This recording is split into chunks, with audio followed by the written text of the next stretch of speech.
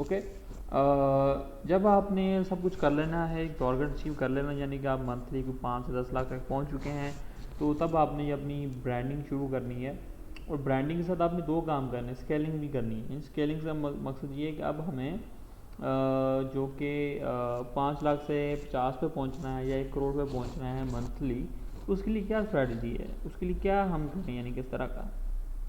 देखो, आज का मार्केट साइज बड़ा है। हमने जब पहले शुरू किया था, आपने ड्रॉप शिपिंग शुरू की थी, तो जब आप स्केलिंग करेंगे ना, तो आपको अपनी टीम बढ़ानी पड़ेगी। यानी आपको अपनी टीम बनानी पड़ेगी। आपका थोड़ा सा हम चल के देखते हैं कौन कौन सी टीम्स हो सकती हैं, इधर ही हम देख लेते हैं। यानी आपकी टीम जो होगी, एक टीम होगी आपकी, जिसको कहते हैं सप्लाई चैन। यानी कि जो बेसिकली आपका बैक एंड मैनेज कर रही होगी, जो कि आपका प्रोडक्ट कहाँ से आ रहा है, किधर जा रहा है, शिपिंग क्या हो रही है, जिसमें इन्वेंट्री वगैरह आपकी मैनेज हो रही होगी, ये चीज़ें। एक आपका बन जाएगा फाइनेंस का, ठीक है, फाइनेंस का। और फाइनेंस बेसिकली आप खुद भी हो सकते हैं शुरू के अंदर, या आपने कोई एक लड़का वगैरह रखना है, अकाउंटिंग वगैरह जिसको आप कहते हैं, वो ज़रूरी है। ये चीज़ें स्केलिंग के अंदर आपके लिए काम आएंगी, क्योंकि आपके लिए जब काम बड़ा हो जाएगा तो आपको अपने अकाउंट्स सीधे रखना बहुत ज़रूरी है। दूसरा आपका एक डिपार्टमेंट बनेगा सेल्स एंड कस्टमर सपोर्ट का। अच्छा, ये अब अपने हिसाब से बना सकते हैं। ये आपके लिए कोई एक टीम भी हो सकती है, यानी एक इस बंदे के इस टीम के अंदर एक बंदा भी हो सकता है, इसके अंदर 10 लोग भी हो सकते हैं, डिपेंडिंग अपॉन योर यानी कि यूज़ केस क्या है, यानी कि आपकी स्टोरी क्या है। अच्छा, अब जब आप सप्लाई चेन सबसे पहले अगर आपकी स्ट्रॉन्ग है, यानी कि आपने उस पर ज़रूर काम करना है। जितना ज़्यादा आपके प्रोडक्ट की सोर्सिंग मुश्किल होगी मार्केट के अंदर, आपके लिए मुश्किल नहीं होनी चाहिए, दूसरे लोगों के लिए मुश्किल होनी चाहिए, ताकि आप मार्केट में डोमिनेट कर सकें। सप्लाई चेन के अंदर आपका, यानी कि जैसे कि मैंने पहले बताया, आपको आ जाएगा प्रोडक्ट हंटिंग या सोर्सिंग कहाँ से लेना है, किस तरीके से आएगा, साइकिल क्या है उसका, ठीक है, वो चीज़ें। यानी कि आपने इसका साइकिल, लेट्स सपोज आप पाकिस्तान से मंगवा रहे हैं, आपको कहाँ से बेहतर मिलती है, फिर इस जगह पे आप आके आप मैन्युफैक्चरर्स के साथ जुड़ जाएंगे, या बड़े इंपोर्टर या वेंडर के साथ जुड़ जाएंगे। कोशिश करें इस तरह के प्रोडक्ट उठाएं जो कि पाकिस्तान के अंदर ही आपको इजीली मिल सकें, या पाकिस्तान के अंदर वो मैन्युफैक्चरर हो सकें, मैन्युफैक्चरिंग उनकी हो सके। अच्छा, अब आपने फाइनलाइज कर लिया मुझे कहाँ से मिलना है। अब आपकी वेयर हाउसिंग कहाँ पे है, क्या आप किसी कंपनी के साथ जुड़े हुए हैं, लाइक ट्रैक्स, या उनके साथ आपको वो जितने बड़ा मर्जी आपको वेयर हाउस है वो आपको वेयर हाउसिंग करके देंगे, नो प्रॉब्लम। अगर आप अपनी टीम बनाना चाहते हैं तो आपके खर्चे बढ़ जाएंगे। आपको ये सीखना होगा कि इन्वेंट्री कैसे मैनेज करनी है, सप्लाई चेन यानी कि ये पूरा पूरा प्रोसेस, शिपिंग, डिस्पैचिंग, फुलफिलमेंट। अगर तो आपकी एक्सपर्टीज़ के अंदर हैं तो आप ज़रूर जाइएगा, अगर नहीं हैं तो फिर आपने क्या करना है, किसी न किसी कंपनी के साथ इसको आउटसोर्स कर देना है, ठीक है, वो आपको खर्चा कम पड़ेगा। अच्छा, अब उसके बाद आपकी इन्वेंटरी मैनेज हो रही है, डिस्पैचिंग हो रही है, शिपिंग हो रही है, ये आपकी आती है सप्लाई चेन, यानी जो आपका बैक एंड से लेके अगर मैन्युफैक्चरिंग। उसके बाद आपका फाइनेंस, यानी कि आपको पैसे किधर किधर लग रहे हैं, किस तरीके से लग रहे हैं। ये मैं बात करूँ जब आप मंथली 10-20 लाख तक पहुँच चुके हैं, क्योंकि आप साल का कम से कम 1-1.5 करोड़ का जब बिजनेस बना रहे हैं तो इट्स ए गुड बिजनेस। यानी कि आप साल का कोई अगर 30-40 लाख 50 लाख प्रॉफिट घर में लेके जा रहे हैं, तो I think it's the best business, यानी कि आप इसको अच्छा बिजनेस मान सकते हैं। तो जब आप इस लेवल पे होंगे तो आप अकेले नहीं होंगे, आपके पास कोई इस तरह का, यानी कि वो जिसको कहते हैं, अगर पाकिस्तान अगर बाहर हैं, आपके ड्रॉप शिपिंग का स्टोर है, तो मे बी आप कोई $1 मिलियन तक भी पहुँचे तो आपके पास टीम अच्छी खासी होती है। यानी drop shipping is totally dependent on your marketing strategies. जब आप थोड़ा सा इसको, पाकिस्तान में ड्रॉप शिपिंग इतनी ज़्यादा कामयाब नहीं है, यानी कि आप उसको एक लेवल तक स्केल नहीं कर सकते, क्योंकि यहाँ पे प्रोडक्ट ब्रांडिंग या इस तरह का प्रोडक्ट यूनिक प्रोडक्ट बिक रहा होता है ऑनलाइन, क्योंकि बाकी अभी यहाँ पे इतना अडोप्शन नहीं है।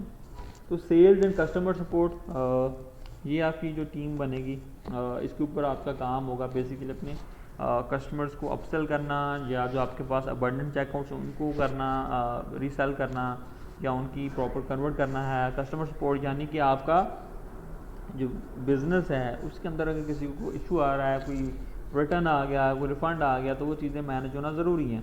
फिर आपकी जो चौथा आपका बनेगा वो बनेगा marketing. Marketing is the key in D2C brand या इन शॉपिफाई ड्रॉप शिपिंग वगैरह जो भी चीज़ें हैं। तो मार्केटिंग अंदर फिर आपकी यानी टीम्स हो सकती हैं, 2 लोग भी हो सकते हैं, 10 लोग भी हो सकते हैं। यहाँ पे आप कॉपी राइटिंग भी कर रहे हैं, डिज़ाइनिंग भी कर रहे हैं, अपनी वीडियोस भी बना रहे हैं। उसके अलावा आप ये चीज़ें आउटसोर्स भी कर सकते हैं किसी एजेंसी को, अगर आप प्रॉपर इसके अंदर घुस गए हैं। अगर नहीं है तो आप अपनी टीम में बना सकते हैं, जैसे कि मैंने आपको पहले बताया है। इसमें आपके एड्स वाले लोग भी हैं, मीडिया बायर्स हैं, तो ये सारी चीज़ें मिल के फिर आपके ब्रांड की चीज़ें कर रही हुई काम, ठीक है। और भी इस पर टीम हो सकती है, प्रोडक्ट की टीम भी हो सकती है, ग्रोथ की टीम भी हो सकती है बेसिकली। खैर प्रोडक्ट पे हम काम कर, बाकी हम इतना बड़ा जब अब नेक्स्ट लेवल पे जाएंगे तब तक तो आप अपनी खुद रिसर्च कर रहे होंगे। बट अभी के लिए लेट्स सपोज आपका प्रोडक्ट, आप उसके ऊपर काम कर रहे हैं, टीम नए नए आइडियाज़ लेके आ रही है, वट एवर जो भी, ये आप खुद भी कर सकते हैं, किसी को लगा भी सकते हैं, R&D वगैरह कर रहे हैं, ठीक है। क्योंकि आपका प्रोडक्ट अगर वाकई में कोई प्रॉब्लम सॉल्व कर रहा है, यूनिक है, जो मैंने आपको फैक्टर्स बताए थे 10-12 फैक्टर्स उस पर है, तो आपको इसके ऊपर और मेहनत करनी पड़ेगी, कुछ कस्टमाइजेशन उसके अंदर लेके आनी पड़ेगी, तब जाके आपकी सक्सेस आए। ओके, अब स्ट्रैटेजी क्या है? स्ट्रैटेजी ये है, जब आप 10 लाख तक पहुंच जाएंगे, आप शॉपिफाई ड्रॉपशिपिंग वगैरह करके पहुंच जाएंगे, सक्सेस बेसिकली आपको ब्रांड बनाने में होगी। यानी कि आपको ये सारी चीज़ें करनी पड़ेंगी, यानी कि आपको अपना एक ब्रांड बनाने के लिए जो चीज़ें मैंने पिछली वीडियो में भी बताई हैं, स्केलिंग करते हुए तो आपको इन सब चीज़ों का ख्याल रखना है, ठीक है। तो ये सब चीज़ें आप किसी के साथ भी मिलकर काम कर सकते हैं, या फिर किसी या खुद भी कर सकते हैं, ठीक है। ये अब आपने खुद देखना है कि मैं किस तरीके से बेहतर काम कर सकता हूँ। ओके, ये मैं आपको वो चीज़ बता रहा हूँ जो कि आई थिंक पाकिस्तान में कोई भी नहीं बताएगा, क्योंकि हर कोई आपको बताता है कि यार बस शुरू करो, स्टोर बना लो, ये वो कर लो। भाई देखो, आपके पास अगर पैसा है, ठीक है, तो आपको सीखना होगा मैंने अच्छा बिजनेस कैसे बनाना है, मैंने स्केल कैसे करना है, ठीक है। स्केलिंग इज़ अ प्रॉब्लम, ठीक है। जब आप 10-12 लाख 5 लाख बना रहे होंगे ना, तो मे बी आपके बन जाएँ, आसान हो गए। बट जब आप स्केलिंग की तरफ आएंगे तो आपको बहुत ज़्यादा इश्यूज़ फेस करने पड़ेंगे। आपको मे बी प्रोडक्ट की तरफ से आए, वेंडर की तरफ से आ सकता है, कस्टमर्स की तरफ से आ सकता है, कोई रिस्ट्रिक्शंस लग सकती हैं, वट एवर इस तरह की जो चीज़ें होती हैं, आपको वो सारी चीज़ें मैनेज करनी पड़ती हैं, ठीक है। तो ये चीज़ आपको सीखनी होगी, ये मैं प्रॉपर अगले अपने ब्रांड के अंदर ज़रूर बताऊँगा चल के। अब सक्सेस स्ट्रैटेजी क्या है, यानी कि कामयाब कैसे हो सकते हैं, उसके लिए 2 तरीके हैं जो मैं आपको बताऊँगा। नंबर 1, अगर शुरू के अंदर है, बेसिक है, जब आप स्केल करें तो उस वक्त काफ़ी आपकी अवेयरनेस वगैरह हो चुकी हुई है, आपको अपने ब्रांड के ऊपर रिव्यूज़ लेने हैं, ठीक है। यानी कि आपने अपने प्रोडक्ट्स के रिव्यूज़ लेने हैं, UGC कंटेंट जनरेट करना है, उसको मार्केट करना है, ठीक है। नंबर 2, इन्फ्लुएंसर्स के साथ जब काम करेंगे आप लोग, उनको अपने साथ टाइप करेंगे, ब्रांड के साथ लेके चलेंगे, ठीक है, तो बड़ी गेम बनने वाली है। तो ये 2 चीज़ें आपने करनी है, कोशिश करनी है, इनके साथ मिलो और आपका देखेंगे ब्रांड कहाँ से कहाँ जाता है। 2 चीज़ें, रिव्यूज़ यानी कि UGC कंटेंट आप वीडियोस की सूरत में, टेस्टिमोनियल्स की सूरत में, कमेंट्स की सूरत में, उसके बाद फिर आपका इन्फ्लुएंसर्स के साथ टाई अप होना ज़रूरी है।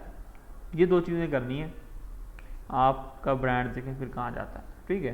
तो वर्क करें इंशाल्लाह, build something good in Pakistan, and उसके बाद फिर उसको इंटरनेशनल लेवल भी अब लेके जा सकते हैं।